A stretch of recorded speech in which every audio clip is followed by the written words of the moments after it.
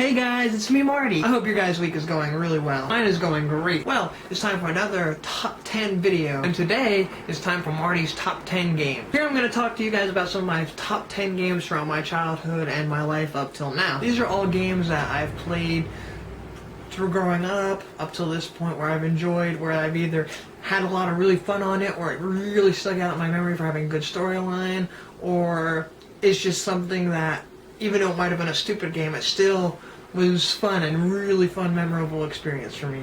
So, without further ado, here we go. Number 10 is Rock Band. I love Rock Band. It's actually the whole reason why I got a PlayStation 3. I got it just for the sole purpose of being able to play Beatles Rock Band, because, as everybody knows, I love the Beatles.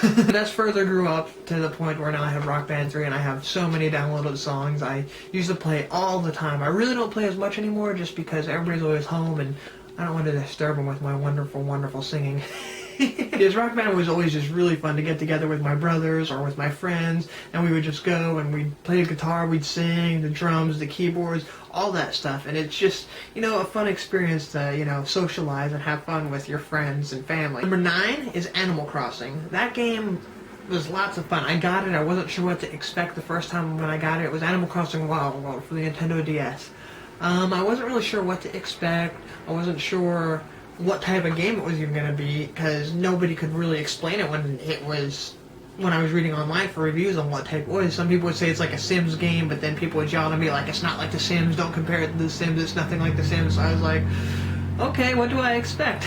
Well, I got it, and when I started playing, I was hooked almost immediately. I mean, for a game that has not really much storyline to it, it was still lots and lots of fun. To build up my house, to build up, my collection in my museum, to just, work on trying to get a perfect, beautiful town with no weeds and the right amount of flowers and the right areas and the right amount of trees, and to get all the fruit and all that stuff. It was just a blast. And then when the new one for the 3DS came out, that one I loved, because then on top of that, you had, you could build up your town and add stuff to it. You can add, buildings and decorations and all this other stuff. It was a lot of fun, and I kind of regret trading it in. I got bored with it, but lately I've been really, really wanting to play it. I kind of want to get again, but I don't want to start all over.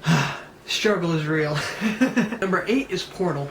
Portal, a funny story. When we originally got Portal, we got it because we talked my mother into buying it for herself. She's a person who does not like first-person shooters, but she loves puzzle games. So we thought maybe she would like Portal, because I'm sure it was a first-person shooter, but it was also a puzzle game, and maybe she'd be able to figure it out and then learn to enjoy the other game. Yeah, that didn't work too well. She could not figure out the controls. It was like, why? Why did I get this? That led to us, though, being able to play Portal, which I loved. I mean, it had a very interesting story and weird backstory, too, which only expanded later on. It had great, great game mechanics on it. I loved how there was a game that, it was a first-person shooter, but the whole point of it wasn't to just run around and kill people. You were solving puzzles. You were trying to figure out how to escape. You were trying to, think more than just, click and fire at bad guys. It was, okay, if I put my portal here and do this, then I can get to this point and jump across. It was just a lot of fun. If you have never played Portal, I would definitely recommend it, because it is a really, really good game.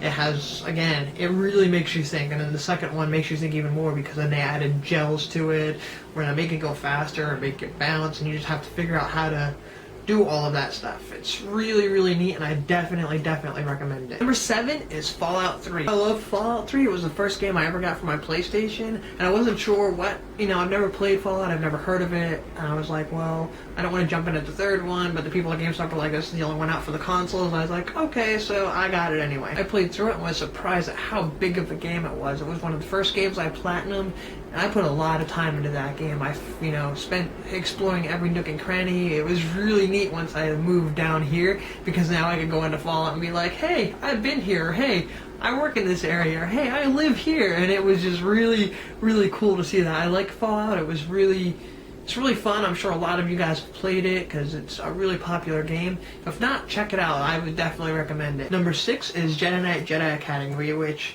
if you guys watch my gameplay videos, you know that I'm actually playing through that right now and going through the storyline of it.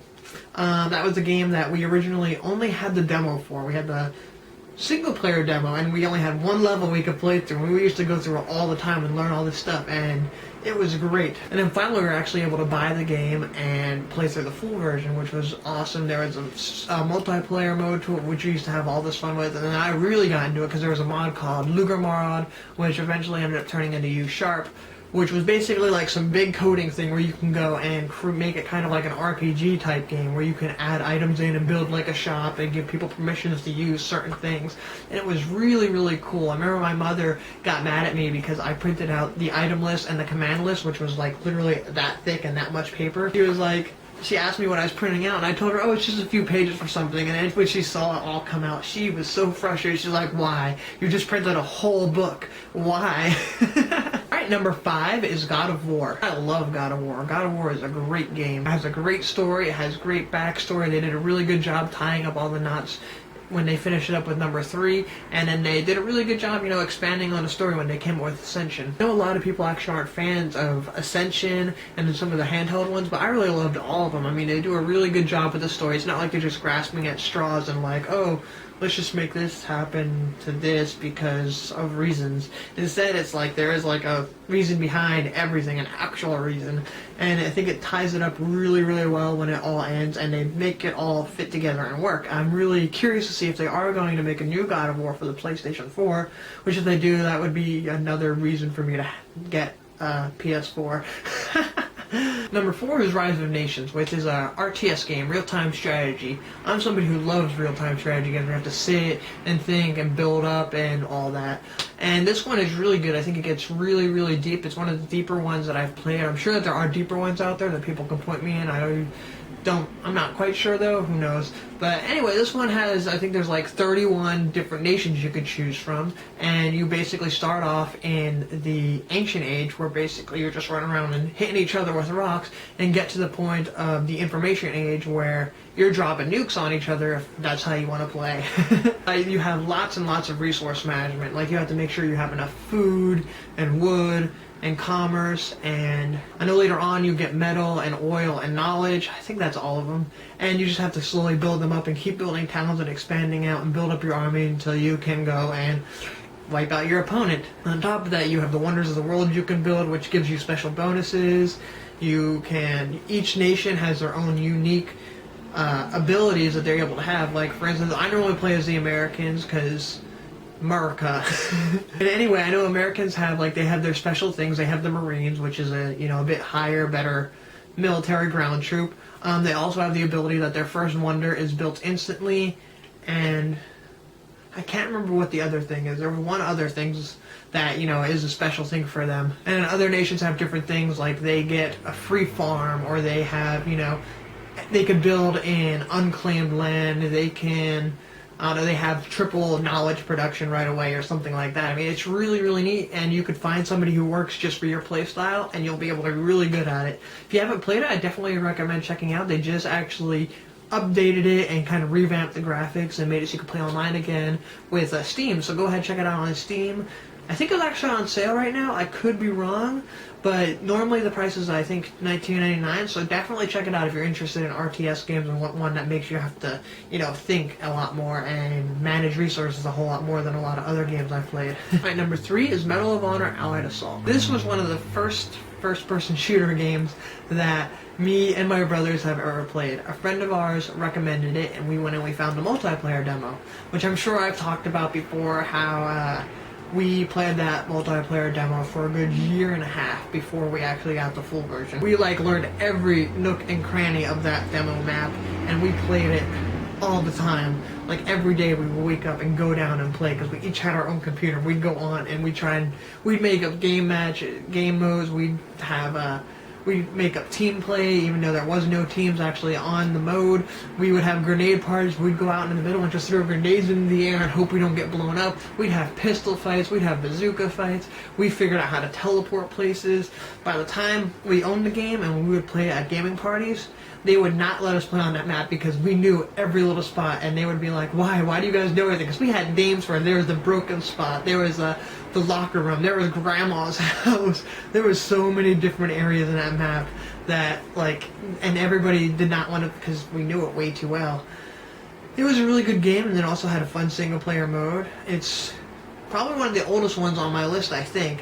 I'm not sure, but it was great. If you haven't played it, I don't know if you can really find it online. EA might have it in Origin, I'm not sure. But it was a really great first-person shooter. It didn't have anything like nowadays where it's like, oh, ranking, or you unlock weapons, or whatever. It was like, these are the guns you have. This is who you are. There's no ranks, no nothing. Fight and kill and have fun. And fun we did have. Number 2 is Battlefield 2, which I'm sure, I think I also talked about that one before in one of my other gaming videos, which that game was great. Me and my brothers and my friend, the one who actually got us into Medal of Honor Allied Assault, would all play together. That was one of the first games I've ever played, and I think it was one of the first ones that ever did have the ranking system in it, where you could, level up, you get badges and medals and unlock different weapons. And to this day, I don't think any other game has gotten as close to an intricate ranking and reward system, because there was, like, I think a good 60, 70 some badges and medals and things and ribbons that you could win or earn for accomplishing different feats in the game. And we played a lot of that. We played, I think last time I checked my stats on it, I had close to 2 days worth of game time in it, which I know nowadays with the way people play Call of Duty, that's nothing. But way back then, that was a lot of time to put into a video game. Last but not least, number 1 is the Half-Life series. I love the Half-Life series. It has a really, really good story to it. I mean, it has lots of fun. I hated how episode 2 ended, and I actually considered having Half-Life be my number 3 one, just so I could be like, Half-Life 3 confirmed, but I decided not to do that. The Half-Life series is great. I loved playing the single player. I'm actually going through the single player again. If my computer was a bit more stronger, I probably would have recorded the gameplay, because apparently, according to my girlfriend, I make some of the funniest comments when playing it, when yelling at the game and all these other things, so maybe that'll be something to look forward to in the future. But yes, I love that, and then also the multiplayer was great. Again, that was another one where somebody modded it to be more like an RPG type mod, where you can, again, have different things that you can have. You get money, you can have your own business, all this stuff. And that's what really got me into major, like, all the time playing and clan gaming, because that was when I got into a clan, like, hardcore, where I was like, ooh, I rose the ranks and was like, I think like 4th or 5th in command in the clan, and I used to go on every day and play, and I used to help, like, maintain everything, keep it running. I was really sad when that, all came falling apart, but it happens. Alright, well, there you have it. That is my top 10 video game list. Sure, I've missed some. I know I missed some. I'm guaranteed somebody's going to comment on there, hey, but what about this? And I'll be like, I forgot. I completely forgot about that one. And I know what'll happen. There's so many games out there. I know I've played so many, but as of right now, that is my list. It's going to change. I'm sure nobody's top 10 video game list is solid and set and carved in stone, and it changes probably frequently. If you guys want, go ahead and put some of your favorite games in the comment section below. Maybe I'll find out something new that I've never heard of and find a new favorite, or maybe you guys will remind me of some game that I completely forgot about, and it might come to the list if I ever do this one again. If you enjoyed the video, go ahead and give it a thumbs up and share it to your friends. Hopefully they'll enjoy it and maybe learn about some new video games that they've never heard of, or will just enjoy some of my other videos that I've done. If you're new to the channel, go ahead and subscribe, and that way you'll also be able to stay up to date on my latest videos and whatnot, and check out some of my other stuff. Like I said, I'm doing a gameplay video of Star Wars Jedi Knight Jedi Academy, and maybe you'll enjoy it and you'll watch and be like, this looks like a pretty cool game. I'm gonna play it. Also, don't forget to check me out on Facebook and Twitter, and also Snapchat, where I like to keep the latest updates and post funny stuff and all that other fun stuff that you do with social media and stuff like that. Check it out and hopefully you'll enjoy. Alright, well, I guess that's all for now. I'd like to thank you guys for watching, and I'll see you next time. Bye!